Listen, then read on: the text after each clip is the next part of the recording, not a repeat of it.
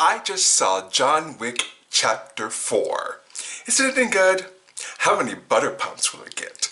Let's find out. My baby likes butter Hey my butter babies! So I just got done watching John Wick Chapter 4. Wow, what a great time at the movies. I enjoyed it so much. It's the best action movie I've seen since probably John Wick Chapter 3. The direction, stunt choreography, and fight choreography keeps getting better and better. The filmmakers truly keep raising the bar higher and higher for action-adventure fight movies. Almost at the point nowadays where I would bet the John Wick movies will be the bar all action-adventure movies will be judged against from here on out. The inventiveness of the choreography, the imaginative way the camera catches all the action. It's truly next level in this film and worth the price of admission alone. Also, this movie plays like a really great book. As I was in the theater watching it, I thought several times, this is like a really great novel. Because it is. You know how on this channel I bang the drum loudly about allowing movies time to breathe and time to be, and allowing moments to have more than a second to exist before moving on to the next thing. Well, this movie has that in spades. While it is an action-packed movie from start to finish, there are moments where characters have a chance to develop and evolve. We get to spend quality time with all the main characters in between the spectacular action pieces throughout the film. This movie is 2 hours and 49 minutes long, and let me tell you, it didn't feel like that at all. This movie takes advantage of every single second and makes all of them count. So let's discuss this movie in depth. Spoiler alert, from here on out we will be talking about the finer details of the movie and more than a few plot points. So if you haven't seen the movie, pause this video, go see the movie, and then come back and we'll talk. So what's this movie all about? It basically picks up in the same time period as when the last movie left off. John Wick is training in the underground homeless subway system under the guidance of Lawrence Fishburne's The Bowery King. The king asks John if he's ready, and he says he is. He gives him his Kevlar suit, and John is off to exact revenge on the table. He finds the elder in the desert. The elder, of course, is actually above the table in the John Wick universe. John wants to kill him, but the elder warns him that killing him is meaningless because the table will just appoint someone else in his stead. John kills him anyway. Because of that, Winston, played once again here by Ian McShane, who manages the Continental Hotel in New York City, and his loyal concierge Sharon, played by the late great Lance Reddick in one of his final roles, rest in peace, King, is called before the Marquis Vincent de Gramont, played here by Bill Skarsgård. Winston is berated for not killing John Wick when he had the chance. Because of that, his hotel is decommissioned, he is excommunicado, and the hotel is demolished. And because he's no longer a manager, he no longer needs a concierge. The Marquis shoots and kills Sharon in cold blood right there in his office. Shortly afterwards, Marquis Vincent de Gramont calls upon one of the High Table's assassins, Kane, to come out of retirement and kill John Wick. If he does, he and his daughter will be freed. If he does not, his daughter will be killed. Much like Halle Berry in Chapter 3, Kane has to stay far away from his daughter so as not to bring any harm to her. But the High Table keeps tabs on both of them so as to have a blackmail chip always in their pocket if they need to put somebody back in active duty. John is hiding out at the Osaka Continental Hotel, which is run by an old friend of his, Shimizu Koji. Koji's concierge, Akira, who also happens to be his daughter, is rightfully concerned that John being there is a liability for the hotel. She says something like, wherever John goes, death and destruction follow, to her father, and I was like, yep, pretty much. But Koji is a loyal friend that is mistrustful of the high table in general and gives John shelter. Sure enough, Kane shows up in short order with a bunch of the Marquis' army and henchmen. They're looking for John, of course. When Koji refuses to allow them to search the premises without turning over their weapons, as per the rules, they immediately decommission the hotel, they excommunicate him on the spot, and strip the Osaka Continental of all its rights and privileges. That's when Koji's men and the Marquis' army go to war in the hotel. John Wick and Akira are pulled into the fray, of course, and finally, after Koji refuses to tell Kane where exactly John is, Koji and Kane fight, and Kane kills him in front of his injured daughter. Then, as he walks away, he says over his shoulder to Akira, "I'll be waiting for you." Very much like Uma Thurman said to Vivica A. Fox's kid in the first Kill Bill movie. So great. It's at this point the focus of the franchise, John Wick's why, if you will, changes. At the end of Chapter 3 and at the beginning of this movie, he is determined to single-handedly kill the table.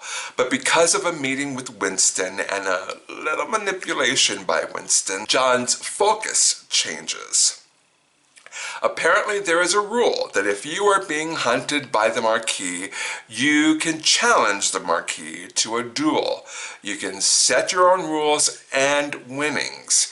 It's a way for deep grievances to be settled in a gentlemanly way, if you will. Winston, who wants revenge for the Marquis killing Sharon, convinces John that instead of going after the high table, something Winston assures him is a fool's errand, he can be released from being excommunicado and his debt to the high table will be cleared, therefore making him a free man. John chooses to go that route.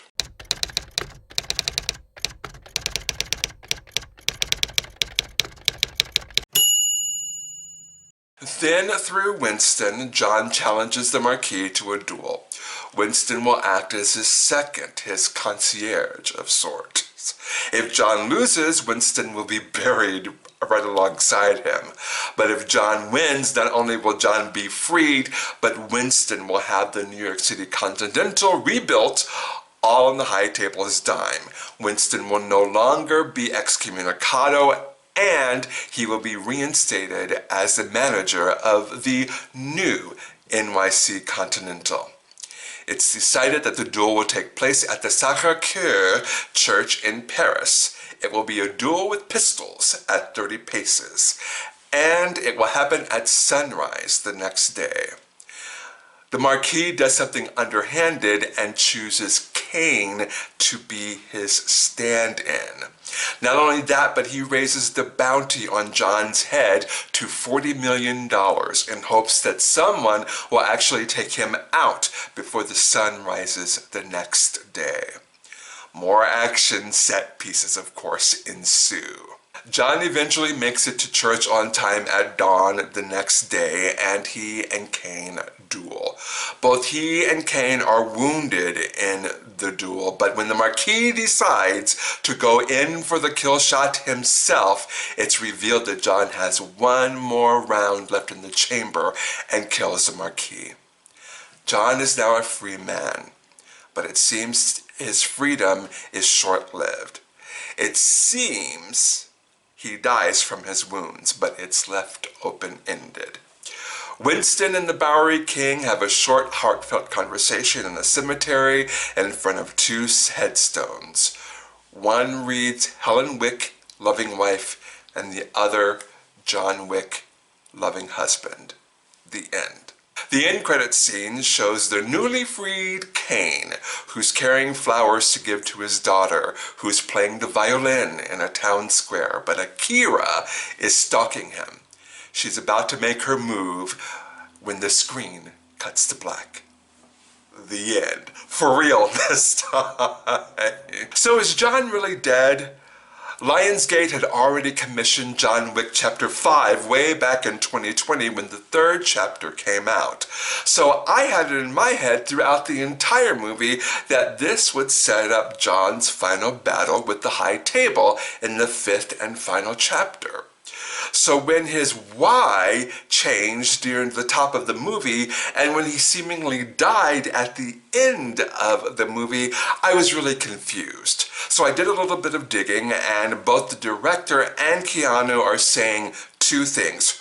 One, they have to wait and see how Chapter 4 does at the box office. And two, they really need a break to reset and recharge before they're able to even think about doing another one of these movies. So is John really dead, or is he just hiding out from the High Table?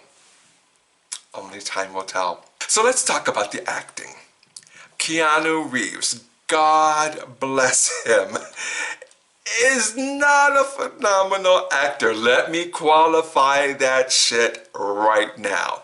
Keanu is okay. He gets the job done. I have always enjoyed watching him on screen, but he really doesn't have that much range. But what he lacks in range, he more than makes up for with his hands-on involvement with all his action sequences. I'm old enough to remember the action movies from the 80s and 90s starring Chuck Norris, Arnold Schwarzenegger, Sly Stone. While a lot of those movies don't stand the test of time, because of the superior quality of the John Wick movies, I can see Keanu Reeves taking an honored seat amongst the action heroes of yesteryear. Kane, played by Donnie Yen. I forgot to mention he's blind in this movie, which makes his badassery even more badass. A lot of acting can take place in the eyes, so when you take that away, and the actor can sometimes be at a disadvantage conveying enough emotion for any particular scene, that Donnie is able to convey all this pathos. I mean, he really wanted to stay retired and love his kid from afar is just amazing. He's in a few of those quiet scenes where his character is allowed to breathe and grow, and he takes advantage of every second. He's amazing. Shamir Anderson as the tracker. I didn't mention him because his character confused me a little. Probably because he had a dog just like Halle Berry's dogs in the last one. Exact same breed too. So because of that, I was waiting for the connection back to Halle's character Sophia, but it didn't happen. It was like, is Sophia gonna show up? Because why does he have a dog that is an attack dog just like Sophia's dog? Where's Halle? But it turns out his character was just a tracker slash bounty hunter, sort of like Common was in the second movie, but with way more screen time. Still, he was good in the role. He was just not what I expected. Ian McShane, Lance Reddick, and Lawrence Fishburne. Because this is one of Lance's final performances, it kind of makes me sad he wasn't in more of it. He's basically killed off in the first 15 minutes of this movie. So let's hope he has a few more performances elsewhere before we are forced to remember his brilliance via his catalog rather than through anything new he may have coming down the pipeline. As for Ian, this is going to sound really awful and really petty, but it was my experience with his character, so I'm just going to say it.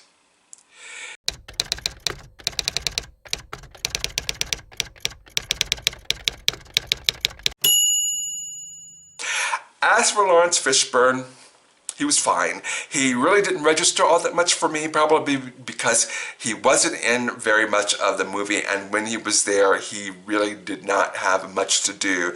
But Still, he was fine. Hiroyuki Sanada was really excellent in his role as Koji. He's such an underrated actor. He's been around for forever, and anytime he's on screen, he just shines. He should be a bigger name actor than he is. Just saying. He's wonderful in this movie. He's not in it throughout, but he makes you miss him when he's not on screen. He truly knocked it out of the park. The Asian actors in this film, they stole the show. They absolutely stole the show. All the Asian actors in this movie just ripped it from Keanu Reeves and everyone else in this movie. They were just chef's kiss. Again, representation matters. Bill Skarsgård as the Marquis. Meh. He's the big bad in this movie, and honestly, if you saw Riccardo Scamarcio as Santino D'Antonio in John Wick 2, you literally saw Bill Skarsgård in this one. It's really as if they both played the same character. Bill wasn't awful as the Marquis, he just wasn't allowed to bring anything we haven't already seen before to the character. He was just the regular, smarmy, assholey white guy. So, meh. This movie is beautifully shot, and not just in terms of cinematography, but the way the camera catches all the action. There's an action sequence that a full, probably third of it is shot from overhead, and when the camera switches angles to have the action shot up close, the transition between the two shots is seamless, and from there the camera switches again to an aerial shot above, and again the transition is seamless. This entire movie is so well shot and so well edited. Now, that being said, there were a few times where the CGI just refused to be hidden. Like, as exciting as the Arc de Triomphe set piece was, it was very clear it was not shot there. The green screen was very apparent, and as invested as I was in all the action going on in that set piece, I mean, it was literally so good. The very clear CGI kind of pulled me out of it just a little bit, but there were so much good stuff happening in that action sequence. I was good for it, but I saw it. And there were a couple of more times in the movie where the CGI was glaring and apparent, and I caught it, but those things were very fleeting, and they only happened very momentarily. John Wick is literally a superhero with superhuman abilities in this movie. He sustains blows that would kill a mere mortal. And honestly, if you've watched any of the John Wick movies, you already know he's a superhero, and you already know to suspend your disbelief and enjoy this movie. But for those of you who will enter the John Wick universe for the very first time with this movie, go back and watch the other three and then go see this movie so that you'll know at the beginning of the movie to set aside and suspend your disbelief. Also, speaking of suspending your disbelief, the police are non-existent in this movie, just like they're pretty much non-existent in the first three movies. There is so much out in the open, public carnage without a peep from law enforcement. There is an entire shoot-'em-up action sequence that happens in the middle of traffic at the Arc de Triomphe, and not one police officer shows up. Meanwhile, dead bodies and shot-up vehicles litter the circular roadway. Where are the police? Must have been on a break. So, let's get into it. How many butter pumps am I going to give John Wick Chapter 4? 5. That's right, 5 butter pumps. It is such a phenomenally good movie, and I had the best time watching it. Please go see this movie. And now I turn it over to you, my beautiful butter babies. Have you seen John Wick Chapter 4? If so, what did you think? And how many butter pumps would you give it? Sound off in the comment section below. I want to hear all about it. Thank you so much for watching and subscribing, my beautiful butter babies. I'll see you in the next one. Bye.